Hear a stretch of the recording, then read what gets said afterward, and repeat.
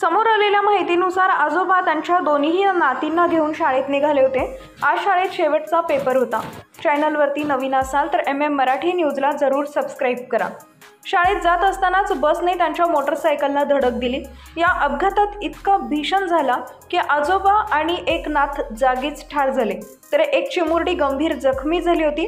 तिला उपचारासाठी रुग्णालयात दाखल करण्यात आले, मात्र उपचारादरम्यान तिचा मृत्यू झाला। अपघातानंतर संतप्त ग्रामस्थांनी रास्ता रोको आंदोलन सुरू केल्याने दुतर्फा वाहतूक ठप्प झाली। पोलीस प्रशासनाने घटनास्थळी धाव घेत ग्रामस्थांची समजूत काढण्याचा प्रयत्न केला। या मार्गावर मुंगसे गावाजवळ उड्डाण बांधावत तसेच सोमा कंपनी व पालकमंत्री दादा भुसे जोपर्यंत येत नाही तोपर्यंत आंदोलन सुरू ठेवण्यावर ग्रामस्थ ठाम आहेत। आजोबांसह नातीचा अपघाती मृत्यू झाल्याने परिसरातून एकच हळहळ व्यक्त करण्यात येत आहे। शेवटचा पेपर सुरू असताना आणि दुसऱ्या दिवशीपासून सुट्टी सुरू असल्याने मुलीही आनंदात होत्या, मात्र शाळेत जातानाच असं काही घडेल याची कोणालाच पुसटशी कल्पनाही नव्हती।